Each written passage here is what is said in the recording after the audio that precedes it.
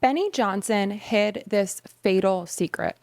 Yes, there is some deadly, dark truth behind Benny Johnson and his marriage, and he doesn't want this information getting out. Benny Johnson hid a major secret from all of us. He probably thought it might possibly ruin his brand, and we all know how much that man lives for his public image. And Benny and his wife went through something this year, and they shared it with millions of people. The comment section did its usual thing, where people posted thoughts and prayers, Bible verses, the usual, and then they moved on. Not one of them noticed the part that actually matters, because there's a really big detail hidden in this message, a detail sitting right in the open in the story, and none of them even connected it. And once you catch it, the whole thing reads a whole lot differently. It changes everything about what Benny represents and the community he's built, and what family stands for, and what that audience keeps cheering for. It also quietly links their worst day ever to a run of deaths a few states away that barely anyone is covering. So what is Benny hiding? And why was he hiding in Texas, of all places, when all of this was going down? You have to wonder what drew him to Texas. Maybe it's his deep obsession with trad wife culture and right-wing extremism, or maybe he has a secret kink for cowboys. And we all know for certain that Benny loves to talk shit, and he loves to judge other people, unironically. And in case you missed it, Benny Johnson got his start at BuzzFeed in 2014. They fired him for plagiarism, and then he had to pivot. So we can thank BuzzFeed for this mess that we've got now. Woo!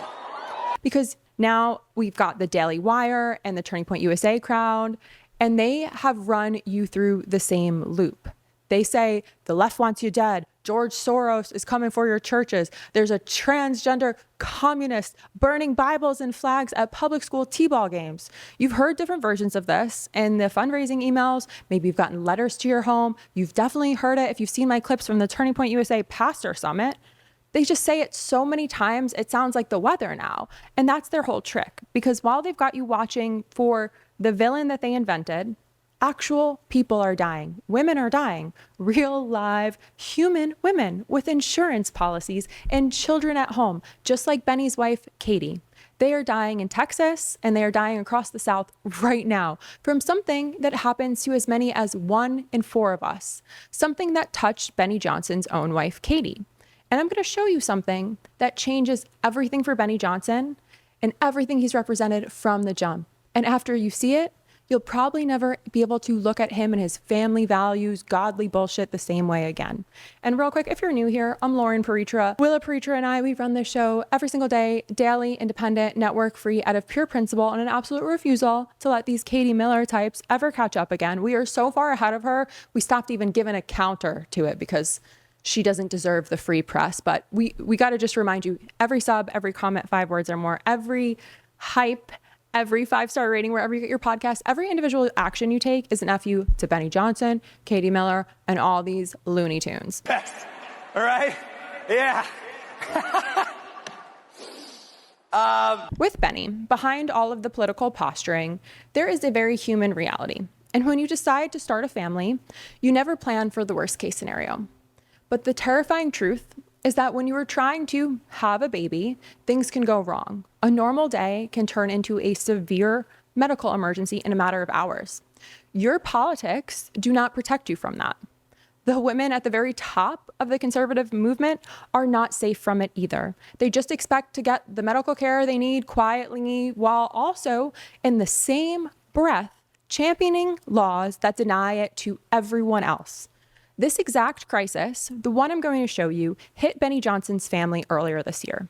Millions of people watched. They watched them talk about it. They offered their prayers and completely missed the hypocrisy sitting in plain sight. So to understand what Benny Johnson is hiding, you have to look at the reality of the movement he created for people who don't have this same privilege as him. I recently spent time at a fly-in event in DC, sitting in rooms with families hollowed out by these same medical bans.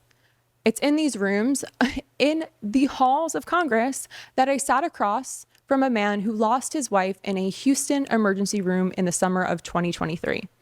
And content warning, this next part of the video discusses maternal mortality, severe medical trauma, pregnancy loss, and death.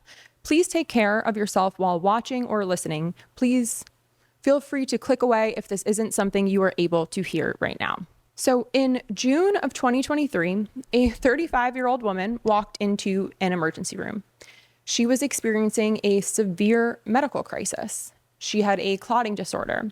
Her body was never going to fix this on its own. No amount of prayers, no amount of praising Jesus was going to fix this. And the hospital staff knew that immediately. She spent 6 hours bleeding in that emergency room. They gave her 2 blood transfusions while she passed clots the size of grapefruit. Her blood pressure kept sliding. At one point, she lost consciousness on the bed. And there is a procedure that stops all of this kind of bleeding. It takes a few minutes. It carries very little risk. It's one of the most common procedures in all of medicine, taught to every doctor who trains in this field. The physician standing in that room had done it countless times. And instead of doing it, they gave her a pill that works slowly and barely touches a hemorrhage at that scale. They then watched her for hours while she bled out.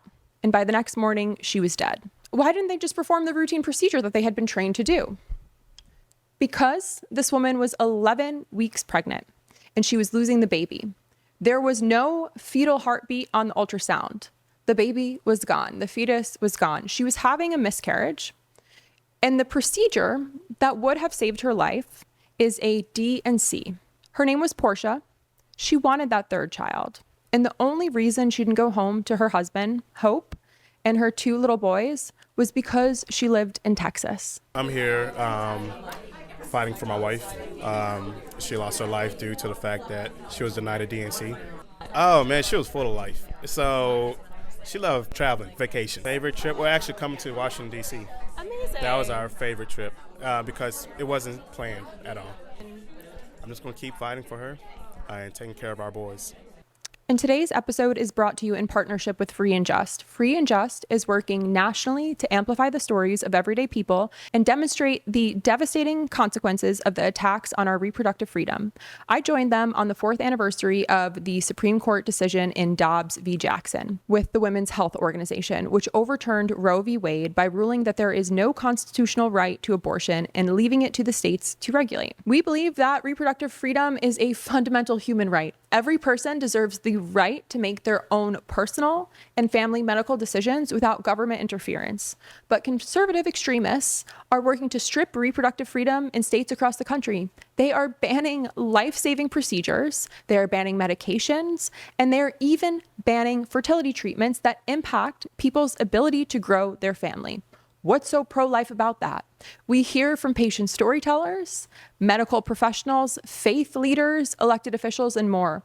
And together at Free and Just, we help connect local and national press with storytellers and amplify the voices of those most affected. And we hold lawmakers accountable and demand federal protections for reproductive freedom. Stay with me to the end because I'm going to show you some of those conversations with lawmakers, and you don't want to miss it. Beyond the headlines, there's this myth of exceptions. The only thing standing between Portia and that simple life-saving procedure was Texas's abortion ban. The procedure she needed was a D&C. Doctors use it to clear tissue from the uterus for a miscarriage. It is also used to end a pregnancy because the tools and the training are identical. The ban does not draw clean lines for the people who have to read a law at midnight with a patient dying in front of them. So the most common thing I hear from people trying to defend these laws is that bans have exceptions. They assume that in real emergencies, these exceptions get handled. Portia's case is the exception working exactly as written. Portia did not get the care. The pregnancy was over. It was over. There was no heartbeat. There was no signs of life. And on paper, this is the cleanest possible scenario for a doctor to step in. Yet they hesitated for hours. A doctor in Texas who performs an abortion faces up to 99 years in prison. The law hands them a 99-year gamble. Life is over. The staff reached for a pill because a pill draws less attention from a prosecutor than a wheeling, hemorrhaging woman in an operating room.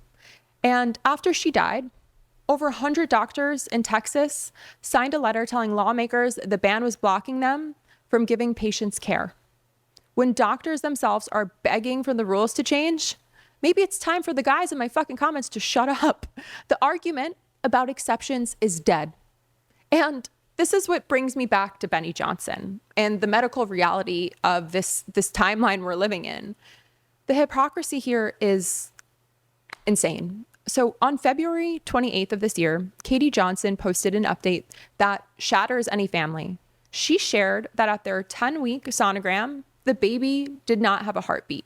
They wanted this baby just as Hope and Portia wanted with their family. She noted that everything looked great at their 7-week scan, and they were now completely heartbroken. She has been sharing her story about having a miscarriage, and over on her husband's Instagram, he does not appear to care at all.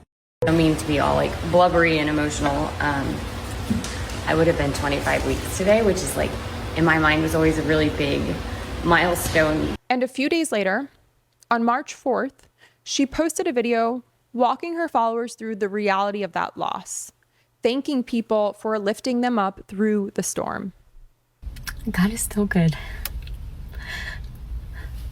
God has used my precious baby's life in ways I could have never imagined.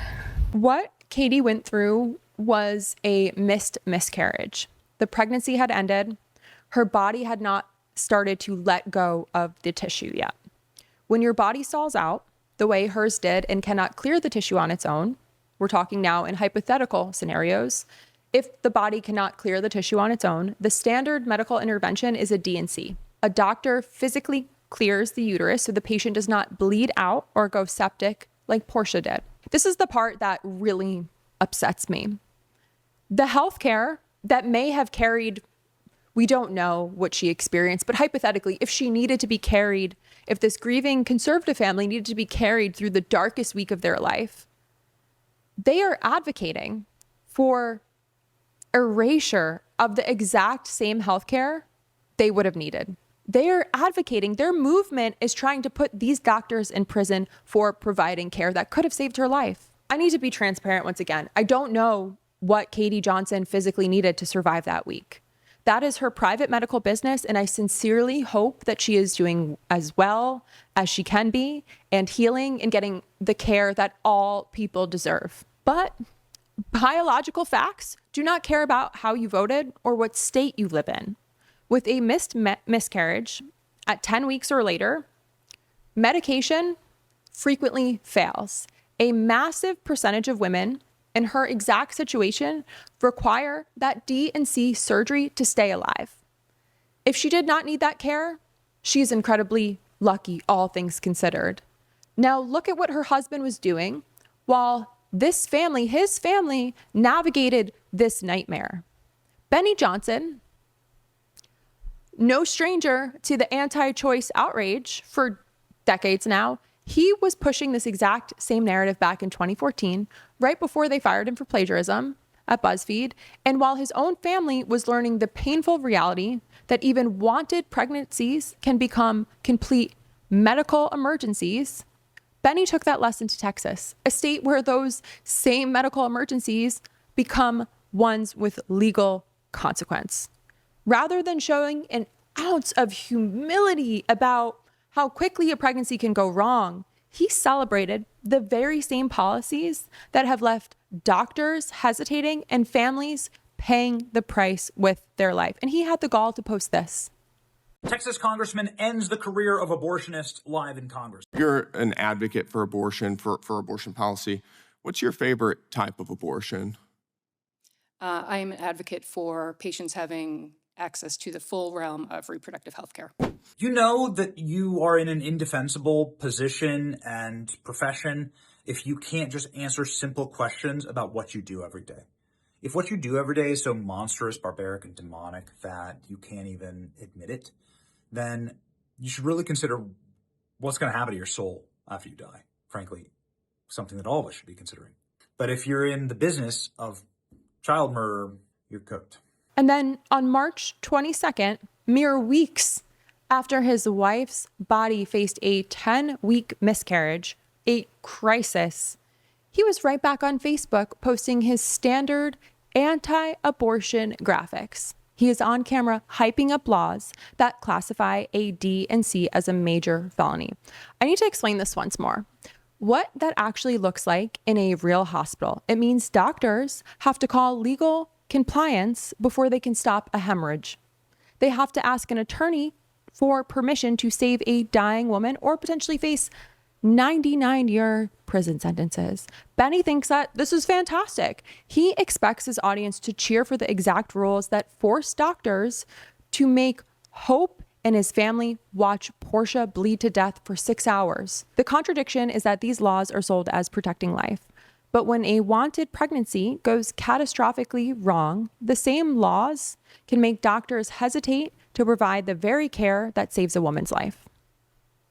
He knows exactly what this medical procedure is. He watched his own family face the terrifying reality of maybe needing it, maybe not needing it, but at the very least, probably learning about it. And then he pivoted straight back to the same grift. The people flooding her comment section with prayer hands and the exact same BS are people who call that procedure murder. They drop off a casserole for a neighbor to see, but they march to the ballot box to ensure that the woman down the street cannot access that same life-saving care that quietly exists for people like them. Erica Kirk has pulled the same exact move. She runs an organization bankrolled by the NRA. She stood up after her husband was shot to death in front of a crowd and told the country it was the fault of liberals. A gun killed her husband, yet she pretended the gun was innocent.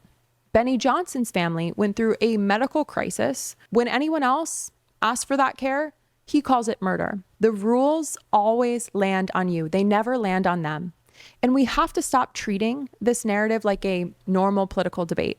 We constantly hear politicians dismiss abortion as a woman's issue. They file it away so that way half the electorate feels completely fine just tuning it out. Portia is a devastating argument for why that is a lie. The damage of these bans never stays politely inside one body. Hope lost his partner, and 2 little boys lost their mother. Now Hope drops 2 kids off at school every morning by himself. He wears both of their wedding rings on a chain around his neck. His youngest son chases strangers with braided hair through parking lots because he thinks he sees his mom. This is exactly what happens when we let politicians legislate medical care. Strip away the slogans, and most people agree. Nobody wants the government standing in an emergency room while they're bleeding, telling them they got to make some calls. Yet extreme lawmakers forced themselves into that room. They decided their base needed a monster to fight, and they do not care about the collateral damage of women.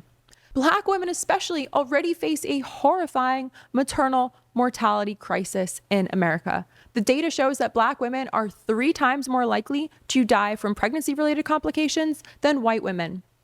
Extreme abortion bans take that existing crisis and make it exponentially deadlier. Portia walked into a reputable hospital with good insurance. The system that was supposed to save her froze completely because doctors were more afraid of a prosecutor than of her dying. That is a direct reason every major medical board supports access to this care. Doctors know what sepsis looks like more than you. They know how fast a healthy person can code in an ER bed while a hospital lawyer tries to figure out if her life is worth saving or worth a felony.